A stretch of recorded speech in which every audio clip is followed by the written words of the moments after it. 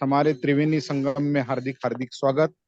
MP के fitness classes, कल्याणम योगा, इन तीनों संस्थाओं के माध्यम से अ, हर बुधवार गुरुवार को ज्वाइंट इवेंट होती है।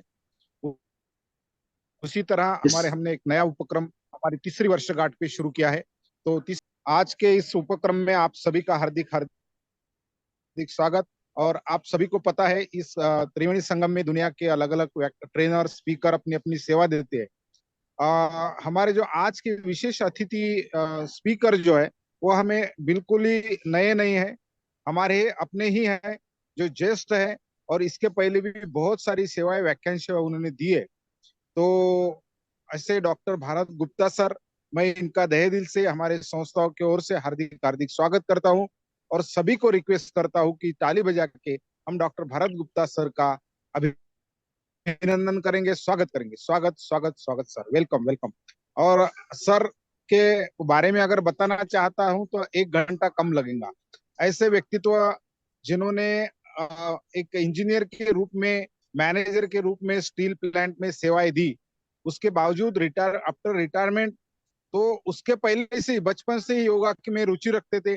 एमए योगा किया, पीएचडी फ्लोरिडा यूनिवर्सिटी से पीएचडी की योगा में, और बहुत सारी डिग्री हासिल करने के बाद जो कम्युनिटी को हम क्या दे सकते हैं, समुदाय को क्या दे सकते हैं, जनता के लिए उन्होंने कोविड के समय भी बहुत सारे स्पीच लिए, बहुत सारे टॉपिक पे स्पीच लिए, अनेक देश विदेश में उन्होंने अपनी व्याख्यान सेवा दी है, अनेक टॉपिक पे सेवा दी है। ऐसे हमारे भारत सर अब बहुत सारे पुरस्कारों से सम्मानित है। उनका पुनश्च डेफिनेटली मैं इतना ही संक्षिप्त में परिचय दूंगा। और उनकी जो अर्धांगिनी है, उन्होंने भी पीएचडी उनके साथ में किया है। ये सौभाग्य की बात है, दोनों भी योग तज्ञ रहना, दोनों भी पीएचडी करना, ये बहुत बड़ी हाल। और आफ्टर रिटायरमेंट ये सब कर रहे, और अपनी जो है कम्युनिटी के लिए, अपने लिए तो सब जीते, लेकिन दूसरों के लिए हम क्या कर सकते हैं, ये हमारे आदर्श है। भरत गुप्ता सर, योगी सत्यानंद उनका नाम है। तो उनका पुनश्च मैं इन हमारे संस्थाओं की ओर से, संवाद अंतरराष्ट्रीय योग वर्ग, एमपी के फिटनेस क्लासेस की ओर से बहुत बहुत स्वागत करता हूँ। और उसका श्रेय जाता है राजू जी और आनंदमल जी दोनों यस, को, कि वो थैंक बीच में हमें याद कर लेते हैं यू। यस और एक यस सेवा का मौका देते हैं। यस सर, तो यस। हम उसके आभारी है, आप लोग के भी आभारी है कि आप लोग इतनी बड़ी संख्या में जुड़े हैं। और आज का विषय भी उसी प्रकार बहुत महत्वपूर्ण है। आप लोग को भी पता है कि कोई भी बीमारी होती है, जब हम डॉक्टर के पास जाते हैं तो डॉक्टर बता तो देता है सब चेकिंग करके कि आपको फलाने फलाने डिजीज हो गई है ना, पर वो बोलता है कि आपकी जीवन शैली बदलो। आप देखो, कोई भी बीमारी लेके जाओ तो डॉक्टर बोलते हैं आपकी जीवन शैली बदलो। तो जीवन शैली, आप लोग को याद है कि हमारे जो पूर्वज, इवन माता पिता ले लो हमारे, उनकी जीवन शैली कैसी थी। जस्ट आप उसके बारे में सोचेंगे ना, तो आपको लगेगा कि वही सही जीवन शैली थी। वो पूरे निसर्ग के साथ उनका तालमेल था, और निसर्ग हरदम आपको स्वस्थ जीवन शैली देता है ना, स्वस्थ शरीर देता है, स्वस्थ मन देता है, स्वस्थ हमारी इमोशन देता है, स्वस्थ सभी स्वस्थ देता है। तो पहले मैंने इसका विषय लिखा था कि निसर्ग नैसर्गिक जीवन शैली, फिर मुझे लगा कि वो थोड़ा नेचुरोपैथी से हो जाएगा, और हमें इसलिए फिर मैंने इसको स्वस्थ करवाया एन समय पे। तो हम देखते हैं कि आजकल जो भी बीमारी हो रही है वो हमारी जीवन शैली के कारण हो रही है। आप बोलेंगे ऐसे कैसा, तो सही बात है। आप देखिए, कोई भी प्राणी है ना, कोई भी पशु है ना, जब सूर्य अस्त होता है तो वो अपना सब खान पान बंद कर देते हैं, पूरी तरह से आराम करते हैं। और ब्रह्म मुहूर्त में आप देखते होंगे पक्षियों की चलचलाहट, उनकी आवाज वगैरह आते रहती है। जानवर अपने जंगलों में अपने शिकार के लिए, भोजन के लिए निकल जाते हैं, है ना। और सिर्फ मनुष्य ऐसा प्राणी है कि भगवान ने उसको बुद्धि दी है कि वो मोक्ष प्राप्त करे, अर्थात अच्छे कार्य करे, कैवल्य प्राप्त करे, सुखी रहे, ब्लिसफुल रहे। पर हमारा दिमाग थोड़ा सा शैतानियत भी आ गई है, उसमें शैतान का भी हो गया है। हम जो है ना, जो स्थिति है, हमारी जो प्रकृति है, उस पे हम कंट्रोल करना चाहते हैं। देखो भाई, कंट्रोलिंग अथॉरिटी भगवान है, जिन्होंने प्रकृति को बनाया है और इस आत्मा को कर्म भोगने के लिए इस संसार में उन्होंने भेजा है ना।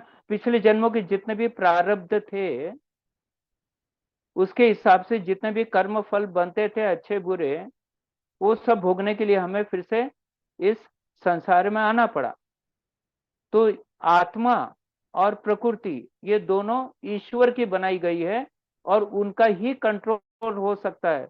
और दूसरा, इंसान कितनी भी कोशिश कर ले, न हम आत्मा पे विजय पा सकते हैं, न ही प्रकृति पे विजय पा सकते हैं।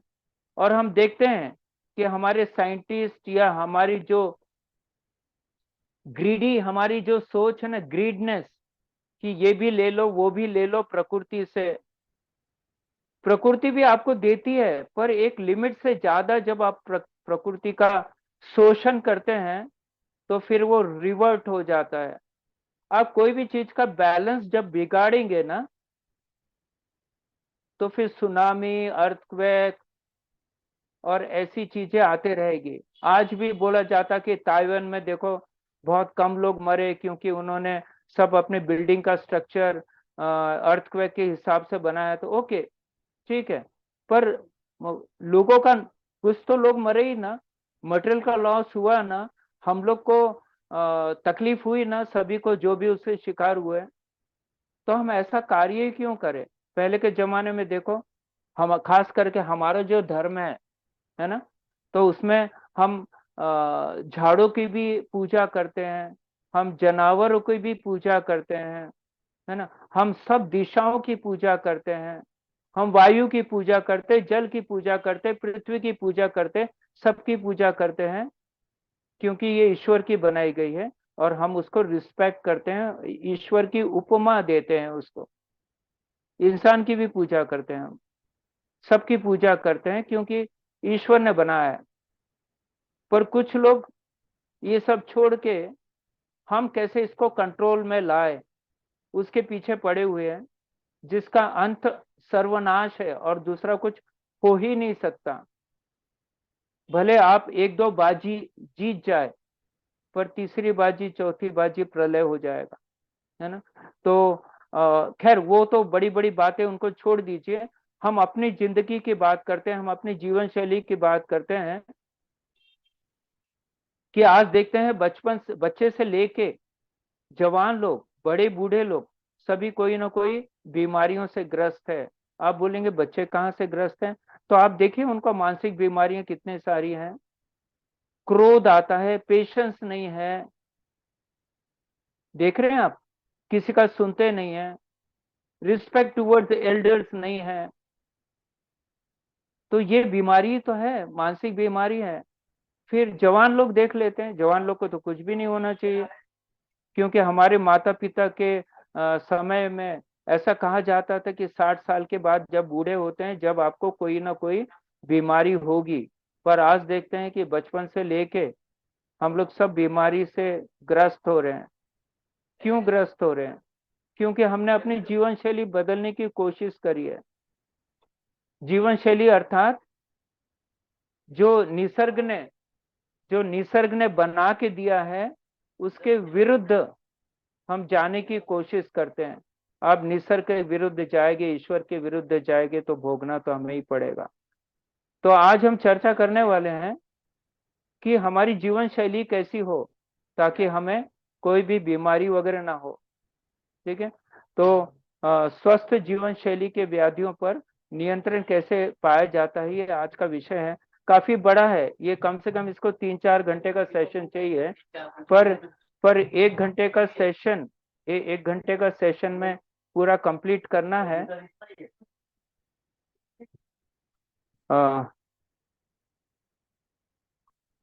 तो ये पहला मैंने चार्ट आपको बता रहा हूं कि एज वर्सेस हमारे हेल्थ प्रॉब्लम्स। आप देख रहे हैं जो ग्राफ है ना, जो वर्टिकल है वो एज रिप्रेजेंट कर रहा है, और जो हॉरिजॉन्टल लाइन है वो हमारी कितने साल की जिंदगी वो रिप्रेजेंट हो रही है। तो ये इसमें मैंने बताया है। ये बहुत ध्यान देने और समझने लायक विषय है ये, कि हम देखते हैं कि बचपन से लेके तो 20 साल तक लगभग हमारी सब ग्रोथ होते रहती है ना। हाइट बढ़ती है, शरीर बढ़ता है, दिमाग बढ़ता है, हमारी जितने भी हमारे सेंसेस है वो बढ़ते हैं, सब कुछ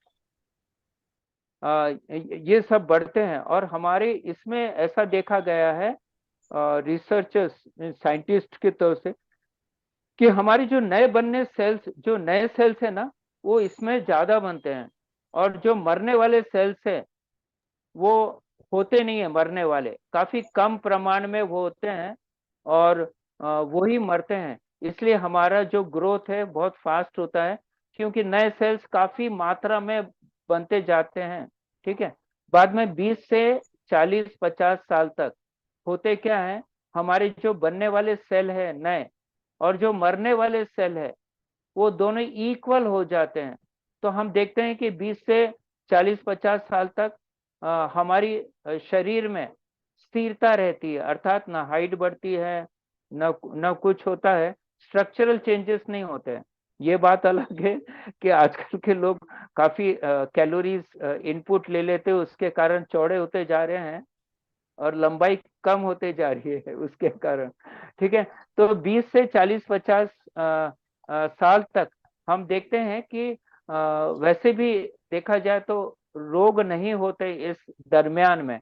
मैं अभी लेटेस्ट की बात नहीं कर रहा हूँ, हम लोग एक 30-40 साल की पहले की बात करते हैं कि जब 0 to 20 होते हैं तो कोई रोग नहीं होता है, काफी एनर्जी होती है। फिर 20 से 40-50 साल तक हम देखते हैं कि लोग अपनी जीवन शैली को काफी डिस्टर्ब कर देते हैं, जो नहीं खाना चाहिए था वो खाते हैं, जब सोना चाहिए जब सोते नहीं है। ऐसे ऐसे हम काफी अपने शरीर पे काफी अत्याचार करते हैं, काफी अत्याचार करते हैं। फिर भी हम लोग का आश्चर्य होता है कि यार मैं इतना अत्याचार कर रहा हूँ, इतना मैं लाइफस्टाइल डिस्टर्ब कर रहा हूँ, इतना आलतू फालतू खा रहा हूँ, आलतू फालतू गंदी चीजें देखता हूँ, गंदी चीजें करता हूँ, सब कुछ कर रहा हूँ, फिर भी मुझे कोई रोग नहीं हो रहा है। तो भगवान क्या करते हैं, हमने उनका शरीर बनाया हुआ ऐसा, देखो हर एक ऑर्गन्स, ऐसा बोलते हैं हमारा हार्ट है वो 400 ईयर्स तक उसकी लाइफ भगवान ने डिसाइड किया है, यानी वैसा बनाया है। पर आजकल आप देखो 20-30-40-50 साल में ही हार्ट के प्रॉब्लम आने लगे। इसका मतलब हम अपने शरीर की तरफ, अपने ऑर्गन्स की तरफ सचेत नहीं है। हम मटेरियलिस्टिक अचीवमेंट जो है ना हमारा, मटेरियलिस्टिक, मेरे पास इतनी कार होना चाहिए, मेरे पास इतना घर होना चाहिए, मेरे पास इतना बैंक बैलेंस होना चाहिए, मैंने ये करना चाहिए, मैंने वो करना चाहिए, सब इसके पीछे हमने कभी अपने शरीर की तरफ ध्यान ही नहीं दिया। कोई भी मशीन, आप कार भी लेंगे तो उसको 3-3 महीने में सर्विसिंग कराते हैं, सही बात है। स्कूटर भी लेंगे तो कराएंगे, घर की मरम्मत कराते हैं, उसका पेंटिंग कराते हैं, सब चीज का रख रखाव करते हैं। अपने कपड़ों को इतना अच्छा सब मेंटेन करते हैं, सब चीजें शरीर छोड़कर, क्योंकि भगवान ने दिया है उसके वैल्यू नहीं है, हम लोग वो छोड़ के पूरे बर्बाद कर रहे हैं।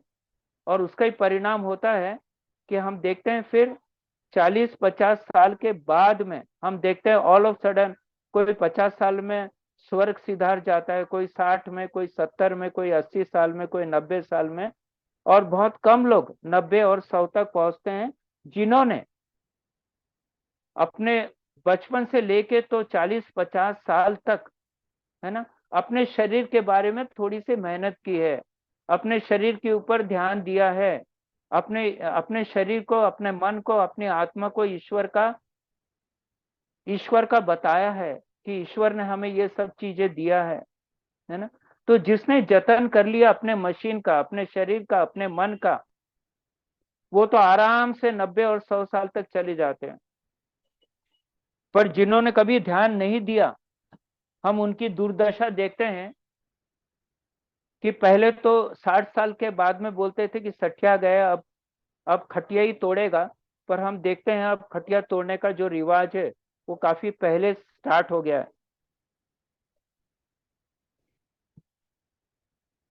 है ना। तो ये ग्राफ से आप समझ लीजिए कि आप काफी 40 साल तक, 40-50 साल तक बहुत बेरहमी से शरीर का अनादर करते हैं, शरीर पे जबरदस्ती करते हैं, जिसका परिणाम फिर हमें भोगना पड़ता है। और ये ऐसा परिणाम है जिससे फिर हमें अपने बच्चे बहुओं से सेवा करानी पड़ती है, दूसरे पे आश्रित रहते हैं। फिर ऐसा लगता है भगवान जल्दी से उठा ले। ये परिस्थिति आपने खुद निर्माण किया है, ये भगवान ने कभी नहीं कहा। भगवान ने तो ये कहा है आखिरी समय तक, आखिरी श्वास तक आप तंदुरुस्त रहेंगे। पर हमने उनका नहीं सुना है। हम अपने आप को ईश्वर से ज्यादा बुद्धिमान समझने लगे हैं, और अज्ञानतावश, मैं इसको अज्ञानता ही बोलूंगा, कि हम सब सब चीजों की ज्ञान लेना चाहते हैं, पर जो भगवान ने हमें शरीर मन आत्मा दिया है उसके बारे में कभी हम सोचते नहीं है। पर यहाँ पर जितने लोग है जुड़े हुए, मैं समझता हूँ कि उनको शरीर का और मन का और आत्मा के बारे में काफी महत्वपूर्ण है। अब ये हमारा, अभी सेकंड स्लाइड की ओर चलते हैं। उसमें हम देखेंगे कि लाइफस्टाइल जो हमारा बॉडी क्लॉक है, आज से 3-4 साल पहले एक साइंटिस्ट को बॉडी क्लॉक, उन्होंने, हमारे पूर्वजों ने भी ये सब बॉडी क्लॉक के लिए बताया था, कितने बजे उठना चाहिए, कितने बजे भोजन करना चाहिए, कितने बजे विश्राम करना चाहिए, कितने बजे सोना चाहिए, कितने बजे क्या क्या करना चाहिए। तो वही चीज साइंटिस्ट लोग ने लोगों पे एक्सपेरिमेंट करके प्रूव करके नोबेल प्राइज लिया है, सब हमारा ही वो शास्त्र। तो वहां देखते हैं कि हमारी जो ऑर्गन्स है ना, शरीर में हर ऑर्गन है, और वो अपने समय पे रीजनरेट होता है। अर्थात उसमें जो भी वियर एंड टेयर हुआ है ऑर्गन्स का, वो समय पे वो उसको ठीक करता है, और उसकी कार्य क्षमता है उसको अच्छा बनाता है।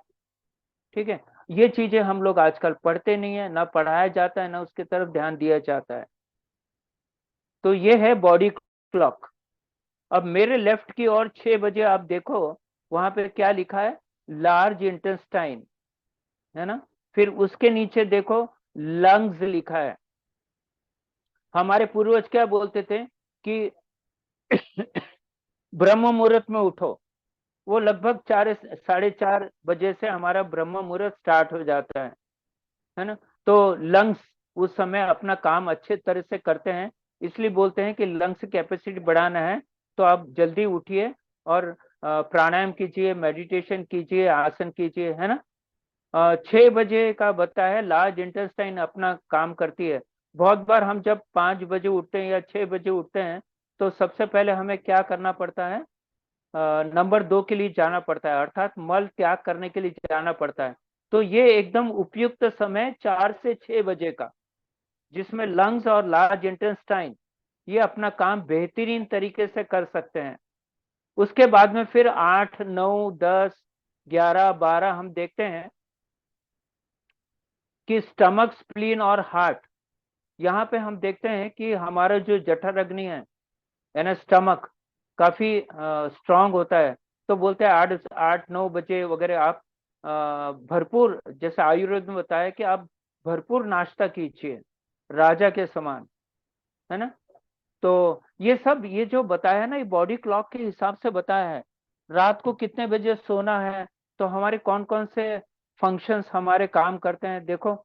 शाम का समय बताया है, रात का समय बताया है कि 9 बजे से। तो आप देखेंगे कि हमारी जो हार्मोन्स है, जो नींद हमें देती है, मेलेटोनिन हार्मोन्स, उसका रिसाव होना चालू हो जाता है।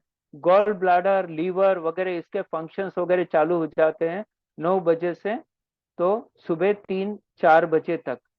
तो अगर हम ये सब बॉडी क्लॉक को समझेंगे ना, और इसके हिसाब से रहेंगे, तो मैं तो योग की तरफ से आपको गारंटी दे सकता हूँ कि इससे आपकी बीमारी तो कम होगी, कंट्रोल में होगी। और अगर आपकी उम्र काफी यंग है, तो हो सकता है वो रिवर्स भी हो जाए। पर अगर कोई वयस्कर व्यक्ति बोले नहीं मेरा भी होना चाहिए, तो फिर मैं उसके बारे में ज्यादा कुछ, मुझे उसका ज्ञान नहीं है, तो मैं उसके बारे में ज्यादा चर्चा नहीं करूंगा। ठीक है।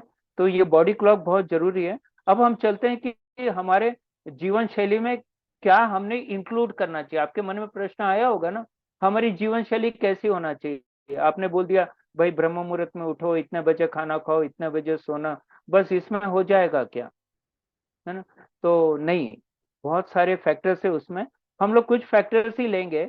जैसे जीवन शैली तो मैंने आपको बता दिया है। इसमें हम लोग क्या करते हैं, ये जीवन शैली का जो शब्द है ना, आजकल सब जगह सुनाई पड़ने लगा है, टेलीविजन, सोशल मीडिया, खास करके जब डॉक्टर्स के पास जाते हैं तब, है ना।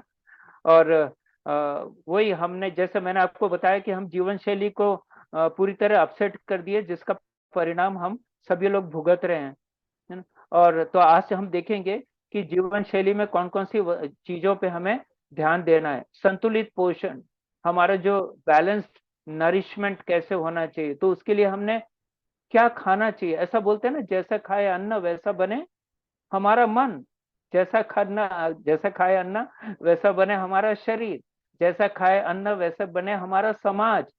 सब अन्न पे ही है। हम किस प्रकार उसको ग्रहण करते हैं, कितने स्वच्छता से, कितने शुद्ध मन से बनाते हैं, कितने शुद्ध मन से खाते हैं, वो सब डिपेंड है। तो यही संतुलित अगर पोषण करना है, तो ये सब चीजों पे हमें ध्यान देने की बहुत जरूरी है ना। जिसमें जिसमें होता है, फल हो गया, सब्जी हो गया, साबुत अनाज, आजकल मिलेट्स का काफी है, क्योंकि इसमें फाइबर्स की मात्रा काफी ज्यादा होता है। साबुत अनाज खाओ।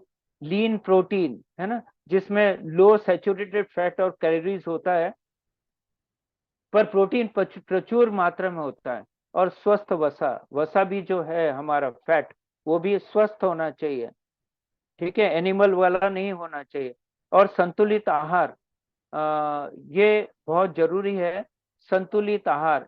अब इसमें हम देखते हैं, अभी मैं इसको संतुलित आहार समझाने जाऊंगा तो बहुत समय जाएगा, क्योंकि डाइट एंड कैलोरी मैनेजमेंट वो एक अलग बहुत इंटरेस्टिंग सब्जेक्ट है। कभी आप लोग आयोजक की इच्छा हुई तो डाइट एंड कैलोरी मैनेजमेंट जाएंगे, फिर उसमें हम लोग चर्चा करेंगे कि हमारा शरीर कितने कैलोरीज की रिक्वायरमेंट है, हम कितने कैलोरीज बर्न कर रहे हैं। उसमें अगर बच गया कैलोरी तो आपको मोटा होना है, कोई रोक नहीं सकता है, ठीक है।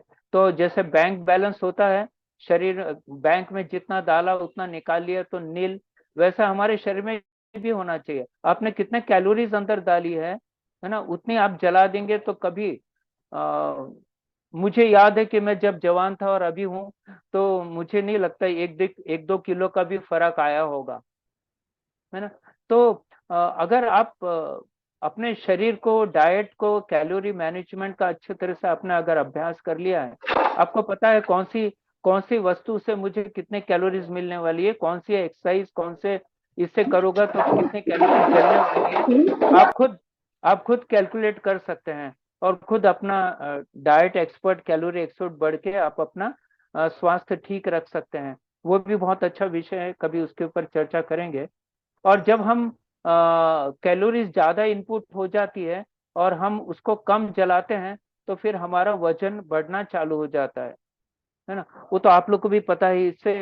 और जो वजन बढ़ना है वो जड़ है, आप समझो, बीमारियों की जो जड़ है वो हमारा वजन बढ़ना है। आप देखते हैं कि दो टाइप के होते हैं शेप, है ना, बॉडी शेप। आगे मैं दिखाऊंगा हार्मोन्स इम्बैलेंस में। तो एक होता है एप्पल शेप, यानी हमारी जो कमर का भाग है, हमारे बटक से वगैरह ये जो भाग है, वो ऐसे एप्पल शेप हो जाते हैं। ये मोस्ट डेंजरस है। यही क्योंकि हमारे जो जितने पेट में जो ऑर्गन्स है उसके ऊपर इतनी चर्बी जम जाती, इतनी चर्बी जम जाती, कि जब हम जवान रहते हैं, जब बच्चे रहते हैं, तो हमारा जो लीवर है या हमारा स्टमक है, वो काफी अच्छा मात्रा में अपना काम करते हैं, देखो हमारे हाथ से बता रहा हूँ।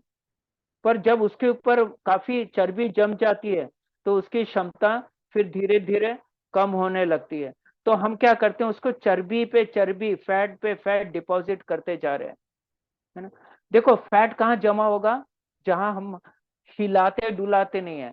आजकल कमर कमर हिलाना डुलाना बंद हो गया है, सब मशीन से और मोलकरिन से काम करवा लेते हैं। खुद बैठ के चैन से टीवी देखना, गपशप करना, सोना, ये सब करते हैं। तो उसके कारण क्या होता है कि हम लोग का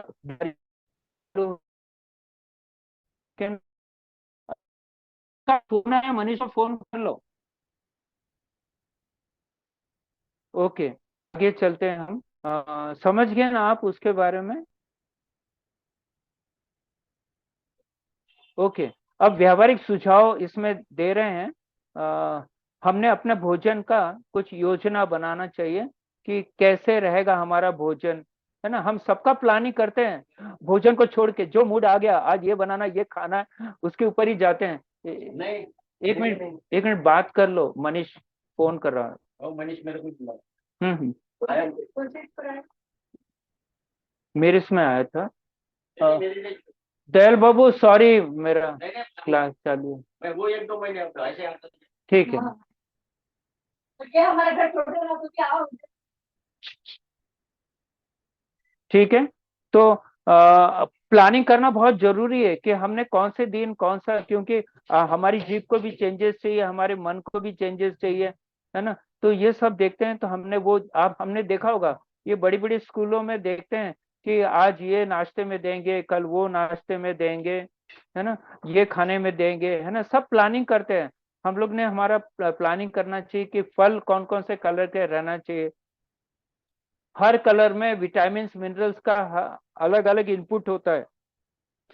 आप कोई भी एक कलर का फल खाएंगे तो आपको बाकी मिनरल्स विटामिन नहीं मिलेंगे, पर अलग अलग रंग अलग अलग कलर का फल और सब्जियां खाएंगे तो आपको सब चीज मिलेगी, जो जो वो देना चाहते हैं, फल और सब्जियां। और उसमें पोषक तत्व, आज हम लोग क्या करते हैं, खास करके सब्जी वगैरह जो बनाते हैं, पहले के जमाने में अलग प्रकार का था। उस समय तेल जो होते थे वो ये आजकल जो single refined, double refined, triple refined, और वो जो तेल होता है उसको 200 डिग्री 300 डिग्री पे तपाते हैं, उसका जो चिकनाट है जिसका हम प्रोटीन बोलते हैं, है ना, वो सब निकाल लेते हैं, उसको बिना चिपचिपा तेल बनाते हैं। आप 200-300 डिग्री पे जब तपाते हैं तेल को तो उसमें विटामिन मिनरल्स वगैरह प्रोटीन्स का आप छोड़ ही दो, उसमें रह ही नहीं सकते। और वो जिसमें कुछ भी नहीं है वो तेल से हम लोग खाते हैं, तो उल्टा फिर कोलेस्ट्रॉल तो बढ़ना है, ट्राइग्लिसराइड बढ़ना है, तो हार्ट की बीमारी होना ही है, मोटापा होना ही है। तो ये हमें सब ध्यान रखना है कि कैसे होना चाहिए। और उसके साथ ही, क्योंकि वो बहुत लंबा विषय है उसमें नहीं जाएंगे। फिर मीठे पेय, उस दिन मेरे बेटा से बात हो रही थी कि यूएसए में एक नया रिसर्च हुआ है, वो बोलते 2 चम्मच अगर हम शुगर खाते हैं, देखो कितना भयानक है उसका इफेक्ट। 2 चम्मच अगर हम शुगर खाते हैं तो 4 घंटे तक हमारी इम्यूनिटी सिस्टम काम नहीं करती है। इमेजिन, क्या आप सुन के कितना आश्चर्य लग रहा होगा, 4 घंटे तक 2 चम्मच अगर हमने शुगर का सेवन कर लिया। कोल्ड ड्रिंक्स भरपूर शुगर होता है। हम लोग जो हलवा बनाते हैं सब जीभ के चोचले, वो हमारे पेट का दुश्मन है। देखो, जो जीभ का दोस्त बनता है वो पेट का दुश्मन होता है, कोई भी पदार्थ। और जो पेट का मित्र होता है वो जीभ का दुश्मन होता है, जीभ उसको खाने को नहीं देखती है। बहुत सारे जो शौकीन लोग होते हैं खाने के, उनको आप बिना तेल बिना मसाले की सब्जी या कुछ तो दे दो, बिल्कुल नहीं खाएंगे वो, बाहर जाके होटल में खा लेंगे पर हाथ नहीं लगाएंगे। तो इस प्रकार तो हमने अपनी आदतें बना ली है। बोलते हैं ना, भगवान ने दिमाग दिया पर उसको गलत चीजों पर उसका ही नतीजा हम खुद भोग रहे हैं, है ना। हमने उसके बजाय ये जो मीठे पेय कोल्ड ड्रिंक्स वगैरह होते हैं, यूएसए में बैन हो गया है वो, स्कूल कॉलेजेस में वो लोगों ने, क्योंकि इतना सारा शुगर है, वहाँ के बच्चे एकदम फैट होने लगे, ओबेस होने लगे हैं, है ना।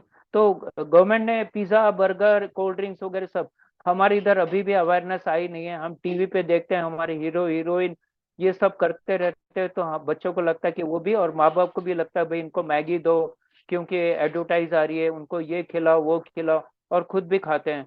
तो ऐसा नहीं होता है। ठीक है, नियमित व्यायाम दूसरा, है ना। हमारा जो शरीर भगवान ने बनाया है ना, वो श्रम के लिए बनाया है है ना। पूर्वज देखो हमारे खेतों में काम करते थे, दुकानों में काम करते थे, तो भरपूर हमको याद है कि हमारी माता पिताजी बताते थे कि कटोरे कटोरे भर घी पी लेते थे, जलेबी एक आधा आधा किलो, एक एक किलो खा लेते थे, लड्डू 20 से 25 खा लेते थे, कुछ नहीं होता था उनको, क्योंकि वो उतनी कैलोरीज जलाने की उनमें क्षमता थी। आज हमने क्या किया है, त्योहार त्योहार भरपूर आते रहते हैं आए दिन। हमारे पूर्वजों ने त्योहार के दिन क्या क्या पकवान बनाए वो सब याद रहता है हमें, पर वो जो मेहनत करते थे वो बिल्कुल याद नहीं रहता है। आप एक साइड, कोई भी एक साइड पकड़ लोगे, दूसरा साइड आपका वीक हो जाएगा। तो यही हो रहा है आजकल कि हम जो हमें पसंद है इंद्रियों को वो हम करते हैं, जहां हमें कष्ट सहना पड़ता है वो हम छोड़ देते हैं, जिसका परिणाम हो रहा है कि हमारी बीमारियां बहुत बहुत आ रही है। नियमित, इसलिए हमें नियमित व्यायाम करना चाहिए, वजन को नियंत्रित रखना चाहिए, है ना। हृदय का स्वास्थ्य में सुधार लाना चाहिए। तो जब आप एक्सरसाइज करते हैं, जब आप योग करते हैं, जब आप प्राणायाम करते हैं, जब आप मेडिटेशन करते हैं, है ना, तो आप सब हृदय क्या सभी ऑर्गन्स को आप अच्छे से स्वस्थ रख सकते हैं। खास करके अपना ब्रेन को, हमारे मन का जो मूड है ना। पहले के जमाने में मूड तो कोई बोलता नहीं था, मेरा मूड खराब हो रहा है, मेरे मेरा मूड ये करने का नहीं है, मेरा मूड ये। आजकल हमने अय्याशी है ना, पैसा भरपूर हो गया है, अय्याशी हो गया है, जिसके कारण हमें ये सब नखरे और कुछ नहीं। बेचारे गरीब लोग का सब मूड रहता है, क्योंकि उनको 2 समय भोजन के लिए उनको परिश्रम करना पड़ता है ना। तो हमें अपना मांसपेशियां हड्डियां मजबूत करनी है, तो वो कैसे हो गए, व्यायाम करना है आपको, ठीक है। पर आप बोलेंगे कि घर में हम इतना, जैसे गृहिणी लोग हैं, हम इतना खाना बनाते हैं, हम ये करते हैं, हम वो करते हैं, वो व्यायाम नहीं है ना। क्योंकि आप खुशी होके करते हैं क्या, नहीं ना, मजबूरी करके करते हैं। तो जैसे कोई ऑफिस में काम करने जाता है मजबूरी के लिए, होटल में काम करता है या दुकान में काम करता है या घर में गृहिणी है, ये हम मजबूरी के कारण करते हैं, हमारा मन नहीं चाहता है, तो वो व्यायाम नहीं होता है। व्यायाम यानी खुद की इच्छा से प्रसन्नचित माहौल में, है ना, सुबह के समय में या शाम के समय करना है, तो 3-4 घंटे का खाना खाने के बाद में गैप होने पर शुद्ध मन से हंसी खुशी से आप जो व्यायाम करते हैं, योग करते हैं, उसका फल अलग मिलेगा, है ना। और आजकल हम देते हैं हर घर में, मधुमेह हो गया, थायराइड हो गया, उच्च रक्तचाप हो गया, हार्ट की बीमारी ये काफी बढ़ रही है। तो ये भी हम व्यायाम से इसको नियंत्रित कर सकते हैं। कुछ व्यावहारिक सुझाव दिए गए हैं इसमें कि हमें जो भी करना है वो आनंद लेते हुए करना है। जैसे किसी को पैदल चलने का आनंद आता है तो पैदल चले, पर कैसा पैदल चलना, उसको ब्रिस्क वॉक बोला जाता है। आप कभी नेट पे टाइप करेंगे तो पैदल चलने का एक साइंस है। जैसे आपने, काफी लोगों को पता होगा, TMT, TMT test, treadmill test, यानी एक पट्टा होता है उसके ऊपर डॉक्टर चलाता है, और हमारी छातियों में काफी सेंसर लगे रहते हैं जो बताते हैं आपका हार्ट और लंग्स, वो हिसाब से आप इतना तेज चल रहे हैं तो बराबर वो काम करते हैं कि नहीं करते हैं, है ना। तो क्या होता है उसमें, पहले डॉक्टर डॉक्टर हमें धीरे चलाता है, फिर स्पीड बढ़ाता है, फिर मैक्सिमम स्पीड में लेके जाता है, और फिर धीरे धीरे कम कर देता है। तो इस प्रकार हमारा अगर जो मॉर्निंग वॉक करते हैं, तो उन्होंने अगर इस प्रकार करेंगे तो रोज उनका ट्रेडमिल टेस्ट हो जाएगा। इसका मतलब उनके लंग्स और उनको हार्ट के प्रॉब्लम कभी नहीं होगे, ना बीपी का प्रॉब्लम और उससे रिलेटेड कोई भी बीमारी। साइकिल चलाना बहुत अच्छी बात है ना। आजकल मैक्सिमम चाइना में देखो, या जो भी, भले वो डेवलप कंट्रीज हो ना हो, फिर भी यूरोप में बहुत सारे जगह ऐसा है कि आप 4 व्हीलर या 2 व्हीलर लेके जा ही नहीं सकते, आपको साइकिल से जाना है। वो भी उसका साइकिल का स्टैंड रहेगा, वहां रखना है, और फिर पैदल वॉक करते हुए आपको बाजार में जाना है। तो ये चलन हमने सीखना चाहिए। एक्चुअली हमारी इधर से उधर जाता है, और वो लोग करते हैं पर हम लोग नहीं करते हैं। नृत्य करना बहुत अच्छा है, जिनको हॉबीज होगी, तैराकी करना, ऐसे अनेक अनेक प्रकार के हॉबीज और एक्सरसाइज आप कर सकते हैं। और प्रति सप्ताह कम से कम 150 मिनट का आपको एरोबिक एक्सरसाइज करना है। एरोबिक एक्सरसाइज यानी कैसा, जो हम लोग योगिक जॉगिंग करते हैं, सूर्य नमस्कार जो करते हैं, फास्ट वगैरह, ये सब एरोबिक्स में आ गया है ना। हम लोग डांस करते हैं, रनिंग करते हैं, जॉगिंग करते हैं, ये सब एरोबिक्स में आ गया है। ठीक है। तो अभी विदेशों में तो एरोबिक्स का काफी फैड है। मुझे याद है कि अभी 4-5 साल पहले जो एरोबिक टीचर थी वो रोज आके योग क्लास ज्वाइन करती थी, यहाँ के जो आसन है वो सिलेक्ट करती थी, फिर म्यूजिक के साथ उसको फास्ट करके एरोबिक्स के जो स्टूडेंट होते थे उनको बताती, देखो मैंने आज एक नया प्रयोग किया है। तो आसन को ही आप फास्ट अगर करते हैं तो इट बिकम्स एरोबिक्स। पर आसन की रिक्वायरमेंट अलग होती है, एरोबिक्स की रिक्वायरमेंट अलग होती है। बट क्योंकि हमारे हार्ट हार्ट को एरोबिक्स एक्सरसाइज मिलना बहुत जरूरी है, इसलिए ये एरोबिक्स एक्सरसाइज हमने करना चाहिए। ठीक है। इसके अतिरिक्त मांसपेशियों के निर्माण के लिए सप्ताह में 2 बार हमने शक्ति प्रशिक्षण अभ्यास अर्थात मसल स्ट्रेंथनिंग एक्सरसाइज। तो आप अगर सूर्य नमस्कार भी करते हैं तो हमारे मसल स्ट्रांग, बहुत सारे आसन ऐसे हैं जो हमारे शक्ति प्रशिक्षण अभ्यास अर्थात मसल स्ट्रेंथनिंग एक्सरसाइज है। इसके अलावा भी आप डिप्स लेते हैं या दंड बैठक मारते हैं, वो भी आपकी स्ट्रेंथ मसल स्ट्रेंथनिंग है ना। बहुत सारे जो लोग जिम जाते हैं, है ना, तो आप कर सकते हैं उसके अंदर। आजकल यूट्यूब में तो बहुत सारे हैं। फिर तीसरी बात है हमारी पर्याप्त नींद, ये सबसे बड़ी बात है। सबसे ऐसा कहा जाता है अभी अभी के इसमें कि जो सबसे सुखी इंसान कौन है, जिसको अच्छी साउंड स्लीप मिलती है। अगर आपको साउंड स्लीप मिल रही है तो आप समझ जाओ कि आप सबसे सुखी इंसान है इस संसार में, सबसे सुखी इंसान है। ठीक है। और तो इसलिए हमने क्या करने का है, गुणवत्तापूर्ण हमारी जो नींद है, ऐसी नहीं डिस्टर्ब वाली नहीं, साउंड स्लीप होना चाहिए। तो आजकल हम उसके ऊपर ध्यान नहीं देते हैं। आपको पता है ना, जब रात हो जाती है, जब अंधेरा होता है तो मेलेटोनिन हार्मोन्स का रिसाव होता है, जिससे आपको नींद आती है। आप दिन में सोने की कोशिश करेंगे तो आपको साउंड स्लीप कभी नहीं लगेगी। जिन्होंने शिफ्ट की ड्यूटी किया है या रात को काम किया, दिन में सोता है, तो वो देखो उनको नींद पूरी नहीं होती है और स्टमक अपसेट हो जाता है और नाना प्रकार की बीमारियां हो जाती है फिर, है ना। तो अगर आप लोग रात को आपको सोने मिलता है अच्छा, तो आप अपने आप को सबसे खुशकिस्मत इंसान समझो।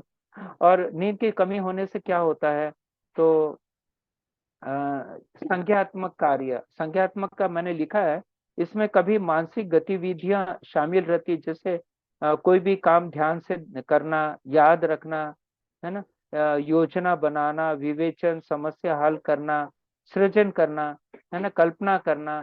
तो ये सब हमारे जो कार्य है संज्ञात्मक, है ना, ये कार्य अगर नींद की कमी होती है तो यह कार्य हमसे होंगे ही नहीं। उनकी धीरे धीरे उनकी स्मरण शक्ति कम हो जाएगी, उनकी जो समस्या हल करने की जो क्षमता है वो कम हो जाएगी, है ना, उन्हें याद नहीं रहेगा, योजना बना नहीं सकेंगे, सृजनशीलता नहीं रहेगी, कल्पना की शक्ति कम हो जाएगी, ऐसे प्रकार की बीमारी हो जाती है। और दूसरी बात, प्रतिरक्षा प्रणाली अर्थात हमारी इम्यून सिस्टम वो कमजोर हो जाती है, क्योंकि नींद ही एक ऐसी क्या बोलना चाहिए उसको, मेडिसिन है। जितना वेयर एंड टेयर शरीर में और मन में जितना हुआ है, वो जितने ऑर्गन्स में वेयर एंड टेयर हुए थे, वो सब का सब रिजेनरेट हमारी नींद के द्वारा ही होता है। दूसरा कोई भी मार्ग नहीं है उनको फिर से उनकी शक्ति वापस 100% लाना। ठीक है। तो ये ध्यान रखना। और यही होता है जब हमारी इम्यूनिटी कम हो जाती है ना, हमारा मूड जो है वो रेगुलेट व्यवस्थित नहीं होता है, हम संख्यात्मक काम नहीं करते हैं, तो फिर हमें काफी टेंशन आ जाता है, जिसके कारण और फिर मोटापा और मधुमेह जैसे स्थितियों का खतरा बढ़ जाता है। तो जिन्हें भी मधुमेह या मोटापा, आज हम देख रहे हैं कि ओबेस काफी मात्रा में यहाँ बहुत फास्ट बढ़ रहा है। जैसे आज मधुमेह की हमारी पूरे वर्ल्ड के हम कैपिटल बन गए हैं, वैसे बोलते हैं आने वाले दिनों में अगर हमने फास्ट फूड, जंक फूड और हमने लाइफस्टाइल, नींद समय पे लेना, सात्विक भोजन करना, इसका अगर अनुकरण नहीं करेगा तो आने वाले दिनों में हमारा जो भविष्य है बहुत अंधकारमय रहेगा। पहले हम लोग इतना दवाइयाँ, इतना कंजम्पशन है, इतना ज्यादा कंजम्पशन है कि हम बता नहीं सकते। हर घर में देखो लोग गोलियां ले रहे हैं, और एक नहीं, दो नहीं, उसकी संख्या बताना बहुत मुश्किल है। व्यवहारिक सुझाव में हम देखते हैं कि प्रत्येक दिन एक ही समय पर बिस्तर पर जाकर नियमित नींद कार्यक्रम स्थापित करें। सही है। बॉडी क्लॉक आपको पता है, मैंने पहले ही आपको बता दिया है। तो कोई भी चीज हमारे, देखो हमारे ब्रेन में तो मेमोरी होती है, पर नया रिसर्च बताता है कि हर एक सेल्स में भी मेमोरी है। जैसे हड्डी के सेल है, ब्लड के सेल है, सबकी मेमोरी, उनको क्या कार्य करना है। जब हम रूटीन में होते हैं, है ना, जैसे 6 बजे उठना है, मुझे पता है हमारे पिताजी का 10 बजे भोजन चाहिए या नहीं चाहिए, बस। ठीक है, इतना सिस्टमेटिक था उनका। वो कोई ज्यादा पढ़े लिखे नहीं थे, पर निसर्ग जो हमारे ग्रंथों में जो वाचन वगैरह, हमारे जो महात्मा पुरुष वगैरह, ये सब यही चीजें बताते हैं। उसके लिए पढ़ाई जरूरी नहीं है, पढ़ाई तो हम अच्छी नौकरी, अच्छा पैसा मिलना चाहिए, बहुत गलत है। हमारी हमारी सोच ही गलत है। पहले के जमाने में गुरुकुल भेजा जाता था, जहाँ पे उनको विद्या के साथ में नैतिकता का अभ्यास सिखाया जाता था। नैतिकता, आज कोसों दूर नैतिकता से हम लोग हो गए हैं, है ना, पूरी तरह से। और सिर्फ हमारा एक ही उद्देश्य होता है माँ बाप का, कि बच्चों को स्कूल भेजो, उनका नंबर अच्छा आना चाहिए, तो अच्छे कॉलेज में एडमिशन मिलेगी, कॉलेज में अच्छा नंबर आएगा तो कैंपस इंटरव्यू हो जाएगा, अच्छी पगार मिल जाएगी, 20-25 लाख का उनको मिल जाएगा। फिर क्या देखना है। पर ये नहीं कभी सोचा कि मॉरलिटी के बारे में कभी बताया क्या उनको, है ना, लोगों के साथ कैसे एडजस्ट होकर रहना। अरे, हस्बैंड वाइफ साथ में एक साथ नहीं रह सकते, दोनों अहम इतना ज्यादा रहता है, मैं कोई कम नहीं है, मैं कोई कम नहीं। आप देख रहे हैं सब आजकल, देखो पहले डाइवर्स तो सुनने में भी नहीं आते थे, आजकल देखो हर घर में ये सब किससे मिल रहे हैं, कैसे करके एडजस्ट करते हैं। ऐसी ऐसी जिंदगी क्या काम की, है ना। तो ये नैतिकता सिखाना बहुत जरूरी है। तो अगर हम अपने शरीर, अपने मन को एक निर्धारित समय को बांध के रखेंगे ना, तो ये सब चीजों से हम दूर तक नहीं जा सकेंगे। हमें क्या करना है, अपना शरीर और मन को हम अच्छे तरह से कंट्रोल कर सकेंगे। तो जो समय आपका समय सोने का है, बिल्कुल भले एक 5-10 मिनट इधर हो जाए, आप करके देखो, 1 साल तक करो, आप देखोगे कि आप में काफी बदलाव आ जाएगा। शरीर की व्याधियां कम हो जाएगी, नई व्याधियां आएगी नहीं, आप हरदम खुश रहेंगे, बीमार नहीं रहेंगे, मानसिक तौर पे स्ट्रेस नहीं रहेंगे। तो ये कुछ सुझाव है जिसको हम महत्व बिल्कुल नहीं देते हैं। हमारी कार को जिस दिन बोले उस दिन सर्विसिंग को जाती है कि नहीं जाती है। जिस दिन पगार मिलना है बरो उस दिन हमको पगार मिलना ही चाहिए। जिस समय हमको काम पे जाना है, बिल्कुल पंचिंग, हमको उस समय जाना ही है। सब चीज को हमने समय में बांध दिया है। पर जहाँ जरूरत है, जो मशीन ईश्वर ने हमें फुकट में दिया है, उसकी तरफ बिल्कुल ध्यान नहीं देते हैं। तो आपका भोजन, है ना, आपका उठना बैठना, उठना सोना, ये सब चीजें आपके आपके नियम से, आयुर्वेद में जो स्वास्थ्य क्या है, वृत्त, है ना, स्वस्थ वृत्त, उसमें काफी दिनचर्या ही दी है कि आयुर्वेद के हिसाब से हमारी दिनचर्या कैसी होना चाहिए। ठीक है, नेचुरोपैथी में भी दिनचर्या दिए गई है, सब है। सिर्फ एलोपैथी में उन्होंने, क्योंकि they are not at all concern with your mental problem, है ना, सिर्फ फिजिकल, भाई सिम्टम्स दिखाओ, दवा लो, और सिम्टम्स को नलीफाई कर दो, अर्थात जो भी हो रहा है वो अंदर ही अंदर कचरा दबते रहेगा मेडिसिन से, और वो एक नई बीमारी का रूप ले लेगा। देखो मैं एलोपैथी के अपोज में बिल्कुल भी नहीं हूँ, सब पैथी बहुत अच्छी है, बहुत अच्छी है, पर हम लोग उसको गलत तरीके से सोचते हैं, गलत तरीके से इस्तेमाल करते हैं, वो हमारी गलती है। एलोपैथी अगर नहीं होती तो आज हम बिल्कुल कहीं पे भी नहीं रहते। हमारी अभी कोविड में देखो, एलोपैथी ने बहुत हद तक हमें बचाया। योग ने, प्राणायाम ने हमें बचाया, है ना। तो हर हर पैथी का महत्व, इतने सारे एक्सीडेंट होते हैं, एलोपैथी नहीं रहती तो कैसे ऑपरेशन होते हैं, मुझे बताओ, है ना। तो कोई पैथी खराब नहीं है, हम उसको गलत तरीके से लेते हैं उसको। तो ये हरदम याद रखना कि हमारा जो है हर एक चीज का समय होना चाहिए, सुनिश्चित करना है आपको। शयन कक्ष में जब हम जाते हैं तो वहां अंधेरा आपको करना है, क्योंकि अंधेरा करेंगे तो मेलेटोनिन हार्मोन्स हमारे दिमाग से निकलेंगे और हमें नींद लाने के लिए वो मददगार है। हमारा जो घर है वो शांत और ठंडा होना चाहिए, जहाँ पे भी हम सोते हैं। हमारी चादर, हमारे जो सोने के कपड़े होते हैं, है ना, हाथ पैर धो के वगैरह, विदेशों में तो नहा के फिर सोने जाते हैं।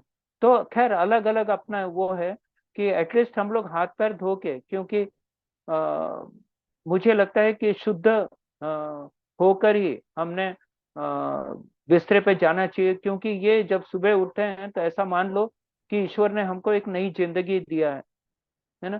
तो नींद के अनुकूल वातावरण बनाए, वहां पे टीवी बिल्कुल ना रखे, हमारी जो कलर्स हैं दीवार के वो एकदम सोबर होना चाहिए। और ये इलेक्ट्रॉनिक जो उपकरण है वो तो आप लोग ने भी सुना होगा ना, सब एक एक दो घंटा पहले उसको हमें अपने पास से हटा देने का है। क्योंकि ऐसा बोलते हैं कि आप जो सुनते हैं, जो देखते हैं, वो आपको सपने में भी वो परेशान करते हैं, है ना। तो फिर हमें ऐसा क्यों करना है, हमें तो साउंड स्लीप लेना है। अब इसके बाद का पॉइंट है तनाव प्रबंधन। आज जितनी भी बीमारी हो रही है वो सब साइकोसोमेटिक डिजीज है ना। समय सर भी, सॉरी, थोड़ा अपने पास 7 मिनट बचे हैं सिर्फ। हाँ हाँ बिल्कुल, 7 मिनट में खत्म हो जाएगा। ओके। ओके। तो तनाव प्रबंधन, तो ये राजू जी ऐसा है, विषय इतना लंबा है, मैं बहुत सारी चीजें फिर नहीं बताऊंगा, सिर्फ इसमें ही खत्म कर दूंगा। मुझे लगता है अगर सीरीज रखेंगे तो शायद और अच्छे तरह से उसको जस्टिफाई कर सकेंगे। लोगों में कितना इंटरेस्ट है उसका, उस पर डिपेंड रहता है। होता क्या यस। है, हम लोग बहुत मेहनत करके आयोजन करते हैं, फिर हम देखते हैं कि अभी तो मुझे लगता है कि 60-70 से ज्यादा पार्टिसिपेंट्स जुड़े हुए हैं। पर फिर अगर रेगुलर बेसिस पे करते हैं तो फिर उनकी इच्छाएं, वही बताते हैं ना, मैं हरदम इसका उदाहरण देता हूँ कि अगर रसगुल्ला आपको पसंद है तो पहला जब टुकड़ा रखते हैं जीभ पे तो उसका असीम आनंद आता है, फिर दूसरा जब टुकड़ा रखते हैं तो थोड़ा कम आनंद आता है जीभ को, फिर तीसरा रखते हैं, चौथा रखते हैं तो धीरे धीरे आनंद कम हो जाता है। तो ऐसी हर चीज की है। तो चलते हैं हम लोग अभी तनाव प्रबंधन की ओर, कि स्ट्रेस मैनेजमेंट करना बहुत बहुत जरूरी है। और हमने क्या किया, अपनी इम्यूनिटी, अपना लाइफस्टाइल, इतना खान पान, आचार विचार, रहन सहन सब रासिक और तामसिक बना लिया है, और जिसका परिणाम है कि हम तनाव के बहुत जल्दी शिकार हो जाते हैं।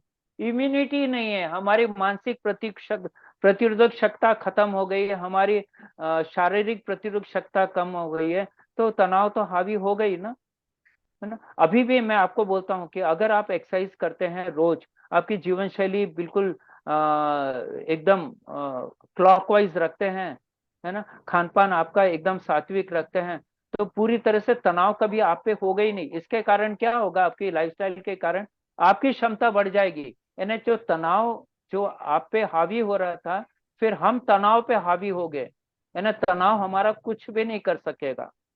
तनाव को हम कम नहीं कर सकते हैं, पर हमारी क्षमताएं हम बढ़ा सकते हैं। हम देखते हैं कि तनाव, ये इसको कम किया तो और कहीं से तनाव आ गया।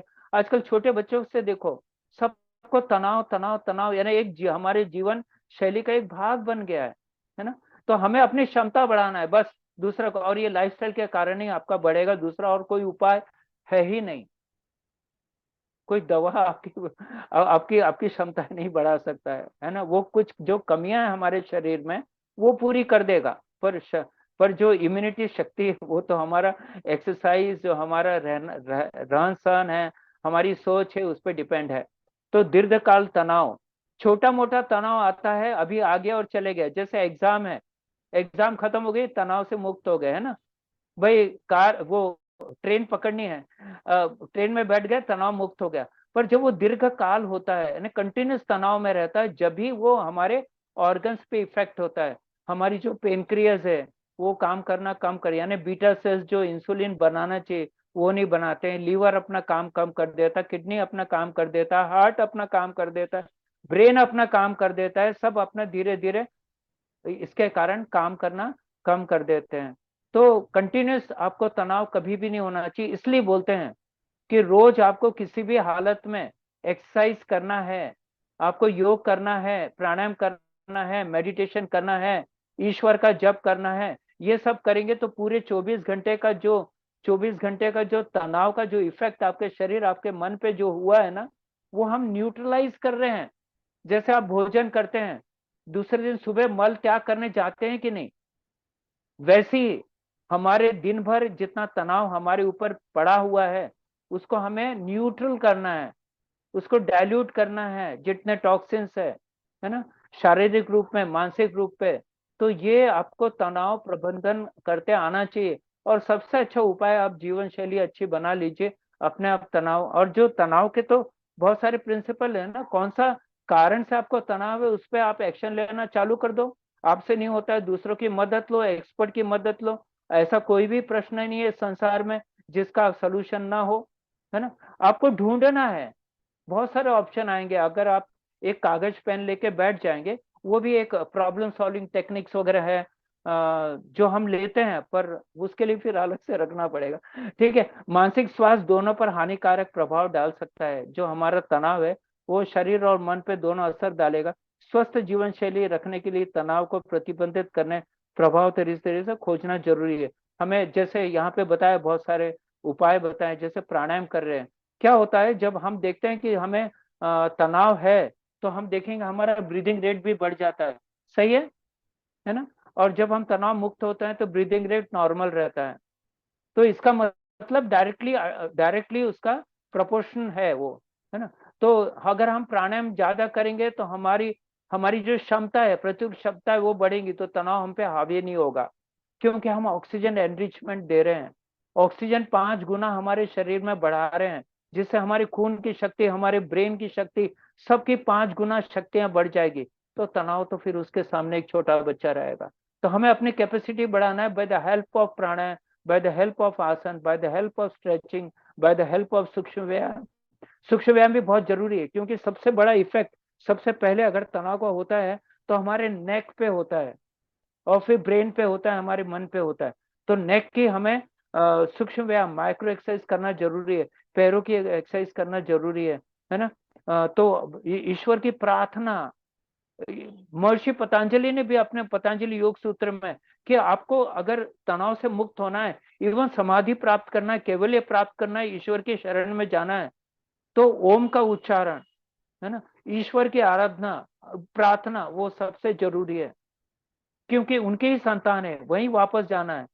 जैसी तकनीक तनाव के स्तर को कम करने में मदद करती है, और व्यवहारिक तनाव मुक्त हमें गेम्स खेलना चाहिए, हॉबीज खेलना चाहिए, सेल्फलेस सर्विसेज करना चाहिए। ऐसे बहुत सारे एग्जाम्पल्स मैं बता सकता हूँ कि ये सब होते हुए हम लोग क्या करते हैं, सिर्फ हमारे अर्निंग पे ध्यान देते हैं, बस मुझे अर्निंग करना है। अरे भाई, कौन से मशीन के द्वारा अर्निंग, ये हमारी शरीर मशीन है, उसको कभी तो आप थोड़ा सा आराम दो, कभी उसको गेम्स भी खिलवाओ, उसकी भी आदत होती है, उसका भी मन होता है।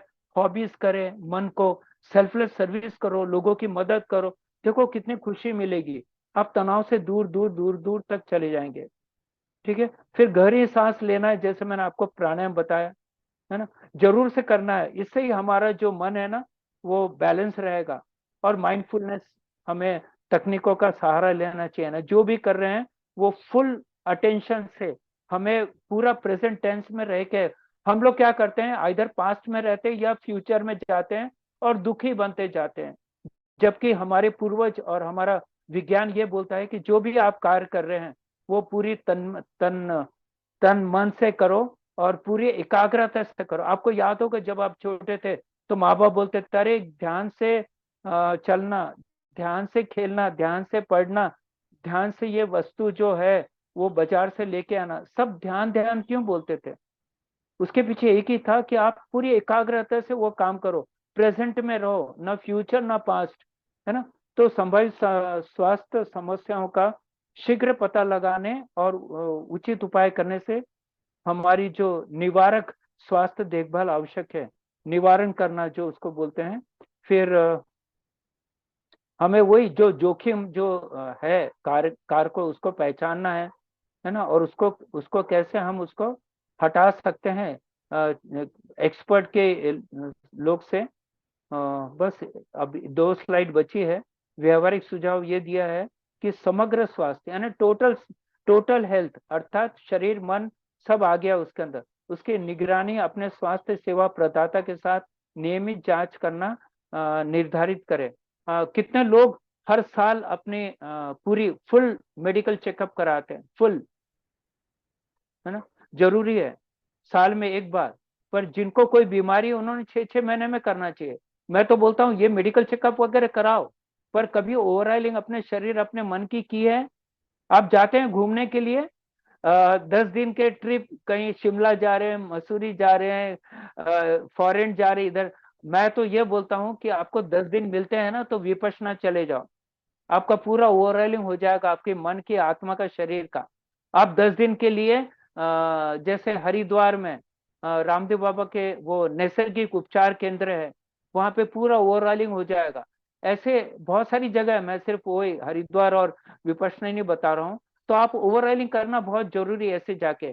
तो साल में एक बार तो आप डॉक्टर को दिखाओ ही, साथ में ये 10 दिन का ये कोर्स भी लो। और तो जब भी डॉक्टर के पास जाते हैं वो बोलते हैं स्क्रीनिंग करा लो, ये करा लो, वो करा लो, टीकाकरण कर लो, तो हमें ये सब उसका पालन करना चाहिए। चलो यहाँ पे हम खत्म करते हैं सेशन, क्योंकि बताना तो मुझे बहुत है, पर आज जीवन शैली पे पूरा का पूरा आज 1 घंटा हम लोग ने इस पर ही बात किया है। किसी को अगर कुछ नहीं समझा है पूछ सकते हैं। किसी के कोई प्रश्न है तो मुझे बहुत खुशी होगी। किसको कैसा लगा वो भी आप बता सकते हैं। चलिए सभी को धन्यवाद। पहले मैं यस अपने वाणी को यहीं विराम देता हूँ। Over to yes Raju. Yes पहले तो मैं हमारे संपद अंतर्राष्ट्रीय योग वर्ग और एमपी के फिटनेस क्लासेस से आपका तहे दिल से बहुत बहुत धन्यवाद देना चाहूंगा कि एक फोन पे आपने हमारी यस कर दिया। और आपका तो हर बार हम सभी सुनना चाहते हैं, जितना आप देते हैं ऐसा लगता है कि सुनते रहे, लेकिन समय की अपनी अपनी सीमा होती है। हर को कोई ना कोई काम निश्चित रूप से होता है, इसलिए हमने सैटरडे का डिसाइड किया कि आज से तो आप 2-3 मिनट इधर उधर। तो डेफिनेटली आज आपने जो हमारी स्वस्थ दिनचर्या है उसके बारे में, अगर स्वस्थ दिनचर्या से हम रखते हैं, हमारा आहार विहार अगर अच्छा होता है तो निश्चित रूप से वो हमें फलदायी होता है, बहुत महत्वपूर्ण है। उसके कारण हमारी बहुत सारी व्याधियां कम होती है, क्योंकि अगर जन्म आया कि शरीर आया और शरीर आया कि व्याधि आती। शरीर जहाँ जहाँ है वहाँ एक तो तन की व्याधि होंगी, मन की होंगी, धन की होगी, कोई ना कोई व्याधि निश्चित रूप से होगी। लेकिन उससे भी हम अगर स्वस्थपूर्ण जीवन शैली इम्प्लीमेंट करते हैं तो हमारा आप निरोगी रह सकते हैं, स्वास्थ्यपूर्ण रह सकते हैं। और आपके पास बहुत ज्ञान का भंडार है, आपने पीएचडी योगा में की है, बहुत सारा एक्सपीरियंस भी है और खुद भी उसको सब इम्प्लीमेंट करते हैं। तो निश्चित रूप से आपके पास ज्ञान का भंडार है, तो हम तो लेना चाहेंगे। इसके आगे भी हम आपका निश्चित रूप से हर सैटरडे बीच बीच में बिल्कुल रखते जाएंगे, क्योंकि शेड्यूल बहुत मैंने 2-3 व्याख्यान अभी डिसाइडेड है 20 तारीख तक। उसके बाद में निश्चित रूप से हम आपका व्याख्यान जरूर लेंगे सर, क्योंकि हम सभी आपको सुनना चाहते हैं। आनंद मान सर तो अभी आसाम में है, फिर भी जुड़े हैं आनंद मान सर। और वहां से आज लिंक मैं थोड़ा बंगलुरु में कार्यक्रम होने के कारण लिंक के सर ने क्रिएट की और ग्रुप पे भी भेजी। हेलो। हाँ आनंद मान सर आवाज आती हाँ बोलिए बोलिए। है? हाँ जी, जय जिनेन्द्र। जय आपका जिनेन्द्र। अनुभव तो बहुत ही अच्छा है। हर रूप में लगा कि अपने को कठिन परिस्थिति में भी शांत, मतलब हिम्मत कैसे लाए। तो वो भी मेरे को कमी लग रही है। अभी मेरे घर पे मिस्टर का थोड़ा तबीयत ज्यादा सीरियस जैसा लग रहा है, क्योंकि उनका क्रिएटिन लेवल थोड़ा अधिक आया है। तो खाने में सब कंट्रोल कर दिया है। तो मेरे को समझ नहीं आ रही मैं क्या इसका उपाय करूं। अ, आपका शुभ नाम क्या है? राजेश्वरी जी। राजेश्वरी कोरवाल। हाँ, ओके राजेश्वरी बहन। होता क्या है, इंसान जब ठोकर लगती है ना, मैं आपके बारे में नहीं बोल रहा हूँ, मैं जनरल एक स्टेटमेंट दे रहा हूँ। कि हमें जब ठोकर लगती है ना, जब हम सुधरने की कोशिश करते हैं, पर ईश्वर ने हमें क्या किया है, बुद्धि दिया है। अगर दूसरे को ठोकर लगती है तो हमें नहीं लगना चाहिए, उसके लिए पहले से सावधान होना चाहिए। तो मेरा बोलने का तात्पर्य है कि अगर हमने जीवन शैली पहले से अगर अच्छे रखी है तो ये सब चीजें नहीं होगा। अब दुर्भाग्यवश अगर ये हो गया है तो ये बहुत सारे कारण से होता है राजेश्वरी बहन, कि पहले तो हमारे कुछ प्रारब्ध होते हैं या पूर्व कर्म होते हैं, उसके कारण भी होते हैं, है ना, वो भी है। फिर हमारे कहीं ना कहीं जीवन शैली में खान पान, आचार विचार, रहन सहन, टेंशन के कारण ये रोग उत्पन्न होते हैं। और किडनी जो है वो काफी सेंसिटिव होता है, सबसे पहले उस पर ही बैड इफेक्ट होता है। सर तो अभी अभी तो कफ 10 आपको दिन से बहुत ज्यादा हो रहा है, 10 दिन से कफ हो रहा है, हम्म, हम्म। वो तो कंट्रोल अभी नहीं हो ये रहा है। जो, हाँ नहीं, आप एकदम सही बोल रहे हैं। अभी ये सब आप जो बता रहे हैं वो सब इमरजेंसी केस है, और इमरजेंसी केस को सॉल्व करने के लिए डॉक्टर के अलावा और कोई भी आपको इसमें डायरेक्टली मदद नहीं कर सकेगा। हम तो ये बोल सकेंगे भाई कि आप उनको ज्यादा से ज्यादा आप मेडिटेशन कराओ, उनका विश्वास बढ़ाओ, भगवान की आराधना करने लगाओ, है ना, ऐसी चीजें हम बोलेंगे। प्राणायाम करवाओ, ये सब करवाओ। पर अभी जो इमरजेंसी केस है उसमें आपको डॉक्टर की सलाह लेके ही, उनके अनुसार ही आपको उस पे कार्रवाई करनी है। ठीक ओके है, ओके, बहुत बहुत धन्यवाद। धन्यवाद सर, बहुत ओके। बहुत धन्यवाद। और किसको कुछ बोलना है? जय जिनेन्द्र। जय बहुत सुंदर। जिनेन्द्र। भरत भैया का हर सेशन अच्छा ही रहता है, नॉलेज बहुत मिलता है उनसे। और हमें सर भी जुड़े हुए हैं, अगर किसी की बात करनी हो तो बहुत बहुत धन्यवाद। सभी को जय जिनेन्द्र। जय जिनेन्द्र। दूसरे कार्यक्रम में रहने के कारण मैं कुछ लेट ज्वाइन कर पाया। पूरा भरत भाई पूरा आपका मैं सुन नहीं पाया, मैं वीडियो जरूर देखूंगा। और हमें परम सौभाग्य है कि भरत भाई हमारे नागपुर से ही है और मेरे परम मित्र भी है। बहुत बार हमने साथ साथ कार्यक्रम भी किए हुए हैं, बहुत सारे प्रोग्राम हमने साथ साथ लिए हुए हैं और प्रेक्षा ध्यान साधना से जुड़े हुए और योगाचार्य। और अभी आपने डॉक्टरेट भी की है, तो अभी पीएचडी भी आपने की है, तो डॉक्टर भरत भाई गुप्ता मेरे मित्र है। इसे मुझे हमेशा इनके साथ मिलने का मौका मिलता रहता है। तो अभी मैं आश्रम यात्रा में हूँ, 15 दिन के लिए आश्रम की यात्रा मेरी चल रही है। अलग अलग सेशंस हो रहे हैं। अभी शाम का भी हमारा कार्यक्रम था, सुबह भी कार्यक्रम होता है। बहुत अच्छा योगा और मेडिटेशन का क्रम चल रहा है। और मैं भरत भाई आपका दोनों संस्थाओं की तरफ से आपका हार्दिक स्वागत करता हूँ, अभिनंदन बहुत करता बहुत हूँ। धन्यवाद, बहुत बहुत इसी तरह धन्यवाद। आप हमारे साथ जुड़े रहिए और हमारे मार्गदर्शन करते रहिए इन शुभ भावनाओं के साथ। ओम अरहम। चलो, हाँ, मैं दिल्ली से मीनू बाटला। बहुत बढ़िया session, thank you so much. Thank you, thank thank you. You, आपको थैंक यू, पसंद थैंक आया? You Meena ji, thank you. हाँ, good night to everyone, good night, शुभ रात्रि, शुभ रात्रि। ओम अरहम। ओम